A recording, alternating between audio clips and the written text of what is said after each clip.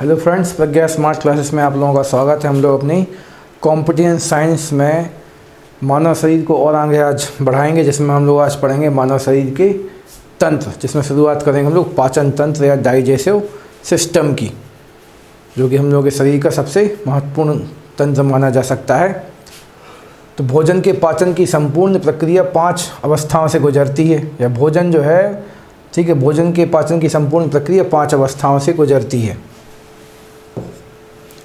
तो नंबर 1 पे अंतर्ग्रहण, आपको खाना खाना पड़ेगा, इंजेक्शन करना पड़ेगा, ठीक है। उसके बाद उसका पाचन शुरू हो जाएगा। खाना मुंह में डालते ही पाचन शुरू हो जाता है। ये वाला क्वेश्चन कई सारी प्रतियोगी परीक्षा में पूछा जा चुका है कि भोजन का पाचन कहाँ से शुरू होता है। तो मुंह में भोजन रखते ही उसका पाचन शुरू हो जाता है। ये आपको आंसर लगाना, मतलब अंतर्ग्रहण करते उसका पाचन शुरू हो जाएगा। उसके बाद पाचन के बाद हमें उसकी एनर्जी अवशोषण करना है, तो उसको बोलेंगे एब्जॉर्प्शन। तो एब्जॉर्प्शन शुरू हो जाएगा। और स्वांगीकरण मतलब उस अवशोषित की गई ऊर्जा का उपयोग करना। स्वांगीकरण मतलब एसिमिलेशन कहलाता है। और उसका जो खाना पच नहीं पाता है, पर जो वेस्ट मटेरियल बचता है, उसको हम लोग मल परित्याग मतलब डेफेकेशन के द्वारा हम लोग उसको अपने शरीर से बाहर निकाल देंगे। ठीक है। तो मानव शरीर को पढ़ते समय आप अपने आप को अपने ध्यान में रख सकते हैं। इसके चित्रात्मक प्रदर्शन भी आप लोगों के सामने प्रदर्शित किए जा रहे हैं कि जो भोजन है किस किस प्रकार से आगे बढ़ता है, उसको भी आप यहाँ पे हल्का सा नजर मार के अपने डेटा को या ज्ञान को स्थिर बना सकते हैं। तो ये 5 प्रक्रियाएँ जो हैं आप लोगों को रीजनिंग में भी पूछी जाती हैं कि रीजनिंग में ये 5 चीज़ें लिखी आ जाएंगी और आपको इनको बढ़ते क्रम में सजाना पड़ता है। तो एक बार फिर से आप याद कर लें, पहले खाना खाएंगे, तुरंत ही पचना शुरू हो जाएगा। उसके बाद आप उस भोजन से कहने को भोजन से ऊर्जा अवशोषित करेंगे। उस ऊर्जा का उपयोग करना मतलब स्वांगीकरण। और सबसे आखिर में अपचे भोजन या फिर वेस्ट मटेरियल को अपने शरीर से बाहर निकालने वाली क्रियाविधि को मल परित्याग या डेफिकेशन बोलते हैं। ठीक है। तो अंतर्ग्रहण मतलब इंजेक्शन, जो कि कहाँ से शुरू हो जाता है, मुंह से ही शुरू हो जाता है। तो भोजन को मुख में लेना ही क्या कहलाएगा, बस हमने खाना मुंह में ले लिया, इसका मतलब उसको चबाना वाना सब उस किसके अंदर कहलाएगा, अंतर्ग्रहण के तहत कहलाएगा। जैसे हम लोग इस वाले चित्र में देख रहे हैं कि कोई भी ये व्यक्ति जो है कुछ भी मुंह में लेके सीधा इसको फेंक के खाने का, जैसे इनको लगता है सिंगम विंगम टाइप के व्यक्ति हैं ये, तो सीधा या फिर साउथ इंडिया के या फिर लगता है रजनीकांत महोदय ऐसा ऐसा करके कुछ खा रहे हैं। तो मुख गुहा आहार नाल का पहला भाग है। तो आहार नाल क्या होता है, जहाँ जहाँ से हमारा भोजन, ठीक है, जहाँ जहाँ से हमारा भोजन मुंह से होता हुआ नीचे तक जाता है, उस पूरे भोजन के मार्ग को ही हम लोग इंग्लिश में यानी हिंदी में क्या कहते हैं, आहार नाल। इंग्लिश में हमारे ख्याल से अपना मुँह पे नहीं आ रहा, सही शब्द नहीं बोल पा रहे, इसलिए गलत बोल के आपको डाइवर्ट नहीं करते हैं। आप लोग कमेंट बॉक्स में कमेंट कर देना आहार नाल को इंग्लिश में क्या बोलते हैं। तो भोजन को मुख में लेने की क्रिया ही अंतर्ग्रहण कहलाएगी। और अपने पूरे की पूरी आहार नाल मतलब पाचन सिस्टम का पहला अंग कौन सा है, तो आप बोलेंगे मुख है। अब मुख के बाद अंतर्ग्रहण के बाद पाचन शुरू होगा। तो मनुष्य में भोजन का पाचन मुख से ही प्रारंभ होता है। ये चीज़ आपको मुख्यतः याद रखनी है, पाचन मुख से ही प्रारंभ हो जाता है। ठीक है। और यह छोटी आंत तक जारी रहता है। छोटी आंत मतलब स्मॉल इंटेस्टाइन तक जारी रहता है। ठीक है। अब जैसे ही हम लोगों ने खाना मुंह में डाला है, तो मुंह में लाल ग्रंथियाँ होती हैं बहुत सारी, जो कि हम लोग आगे पढ़ेंगे। तो लाल ग्रंथियों से निकलने वाला मुख्य एंजाइम है टाइलिन। ठीक है, एंजाइम टाइलिन। तो जो भी टाइलिन हमारी बोलार में रहेगा, वो भोजन में उपस्थित मंड मतलब स्टार्च को माल्टोज में अपघटित कर देता है। ठीक है। और फिर माल्टोज नामक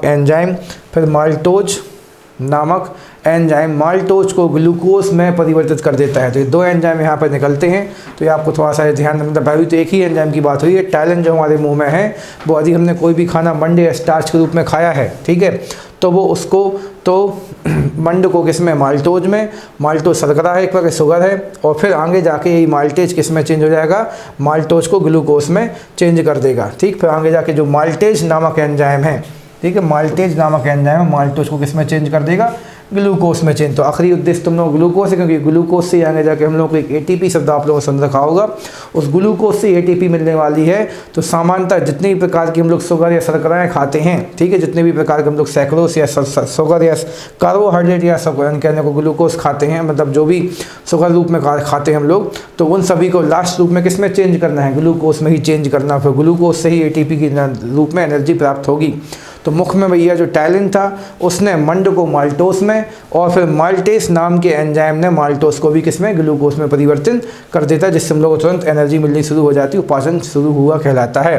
फिर एक और लाइसोजाइम नाम का एंजाइम है जो भोजन में उपस्थित हानिकारक जीवाणु, जैसे हम लोग जब मुंह से खाना खाते हैं तो हवा में कुछ जीवाणु तैर रहे होते हैं, या भोजन में ही हो सकते हैं, मुंह में ही पहले से हो सकते हैं, ठीक है। तो जैसे ही आपके मुंह में भोजन जाता है तो आपकी लार ग्रंथियों से एक लाइसोजाइम, ठीक है, जाइम मतलब जम कर सकते हो, जम जो है जम्स को मार देगा। तो लाइसोजाइम जो है एंजाइम वो हानिकारक जीवाणु को कर देता है, नष्ट कर देता है, जिससे भोजन जो है वो आपका शुद्ध साफ हो जाएगा, ठीक है। और अतिरिक्त लार में उपस्थित शेष पदार्थ बफर का कार्य करते हैं, जो जिससे भोजन क्या करता है, अतिरिक्त लार निकल ली इसके इन तीनों एंजाइम के अलावा कोई अतिरिक्त लार है आपके मुंह में, तो वो लार क्या करती है, भोजन को गीला और लसलसा बना के रखती है, जिससे भोजन आसानी से नीचे खिसकता हुआ चला जाएगा और चिपकेगा नहीं यहाँ पे।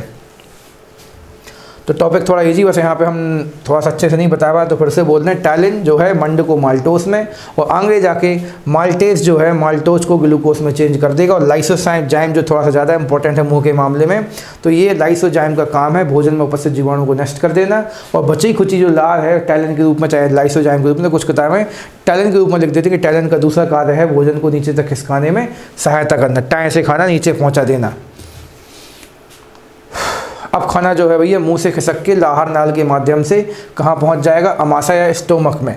तो अमाशय में भोजन लगभग 4 घंटे तक पड़ा जाता है, ये भी क्वेश्चन काफ़ी ज़्यादा परीक्षाओं में आ चुका है, इसलिए हम लोग खाना खाने के बाद कम मतलब एक बार खाना खाने के बाद सामान्यतः हम लोग को 4 घंटे का ब्रेक लेना होता है, ऐसा लोगों के द्वारा हमने सुना है। और कुछ डॉक्टर्स का भी बोलना है, हमारे ख्याल से, हमने सुना तो नहीं है, बाकी इस वाले लॉजिक से आप ये वाला अपने मन से ही लॉजिक बना सकते हो।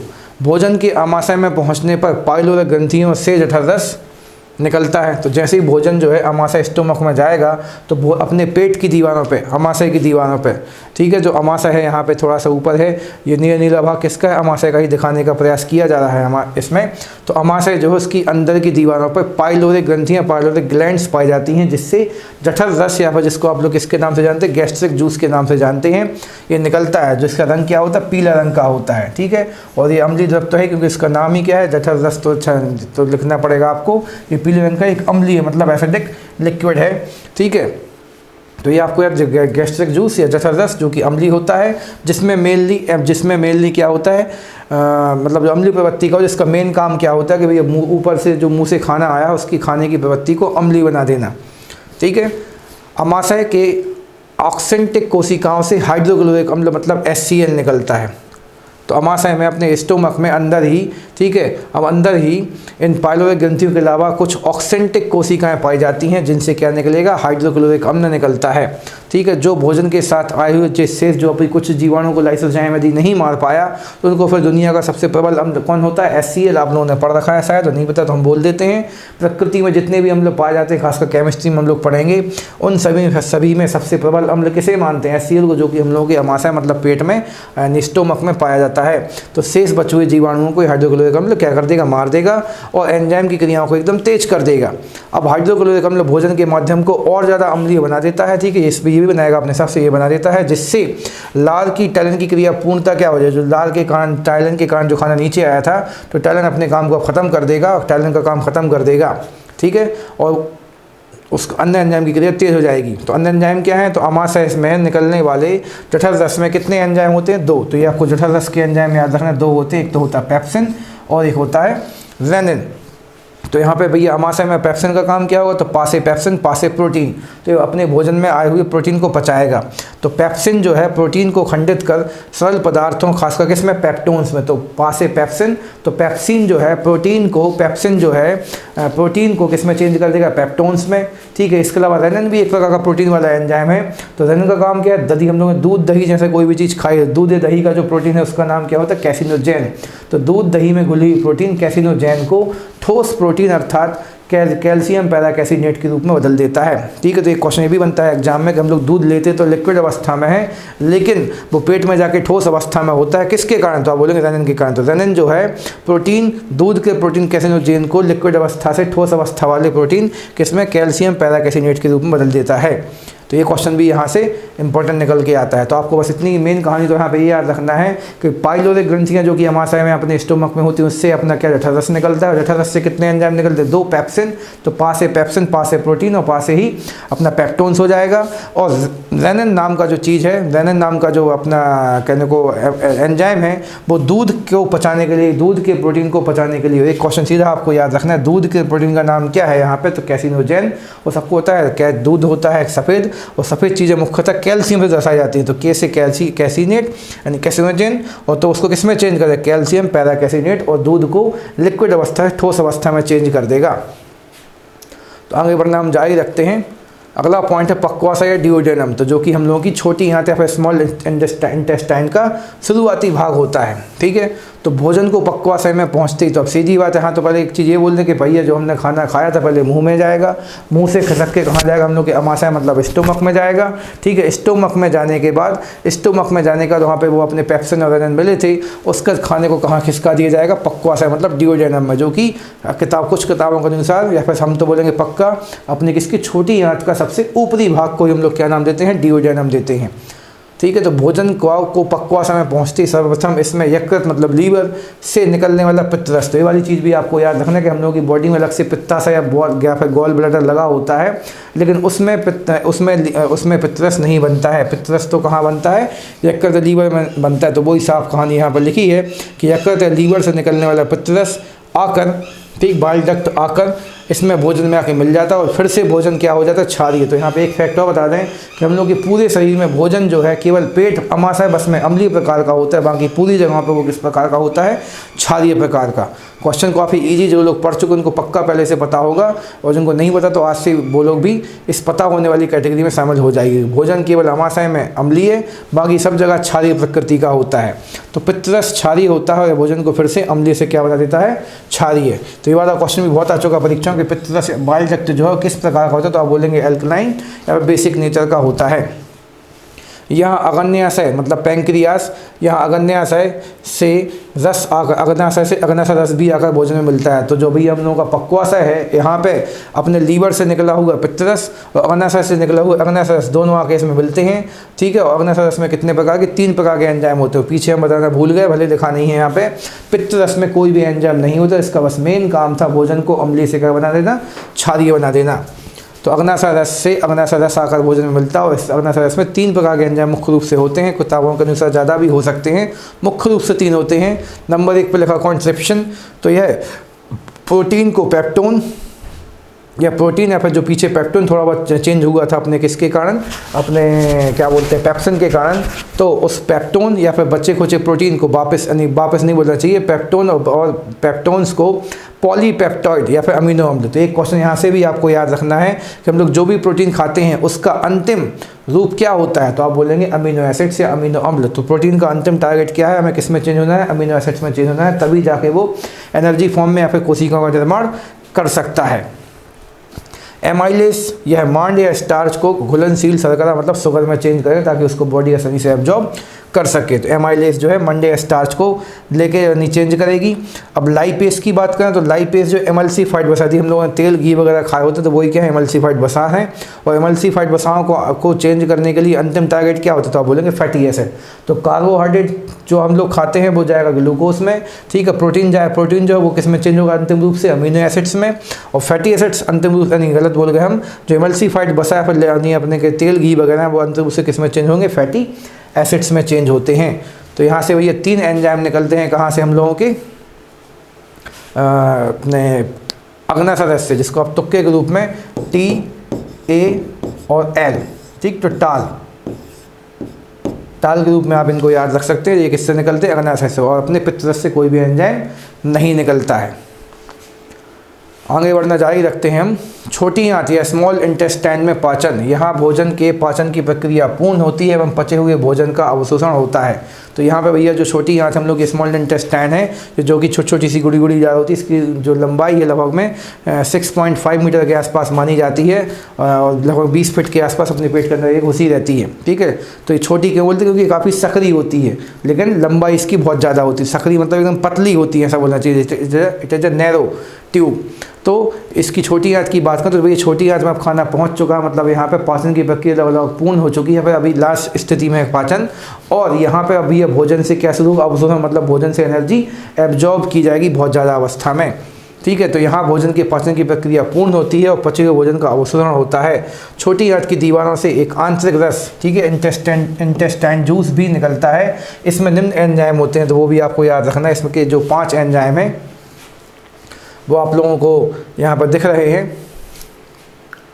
तो नंबर 1 पे कौन होगा, इसमें एरेप्शन एंजाइम होगा, जो कि प्रोटीन एवं पेप्टोन जो भी बच गए होंगे तो लास्ट में उनको फिर से किस में लेके जाएगा, अमीनो अम्ल में लेके जाएगा। ठीक है, जहाँ जहाँ भी बीच में पी लगा होता है, पी का संबंध प्रोटीन से होगा, एरेप्सिन, पेप्सिन। ठीक है, तो ये सारे प्रोटीन्स को ही किस में लेके जाएंगे, अमीनो एसिड्स में लेके जाएंगे। बस हमने फिर से बोल रहे हैं, प्रोटीन का अंतिम पाचन किस रूप में होता है, अमीनो अम्ल में के रूप में होता है। माल्टेज एजेज वाले पूरे किसके होते हैं मुख्यतः, तो आप बोलेंगे सर ये तो ग्लूकोज के होते हैं। तो माल्टेज जो है, माल्टोज को ग्लूकोज में, सुक्रोज जो सुक्रेस को ग्लूकोज और फैक्टोस में। ठीक है, लैक्टेज लैक्टोज को ग्लूकोज या गैलेक्टोज मेन तो ग्लूकोज में।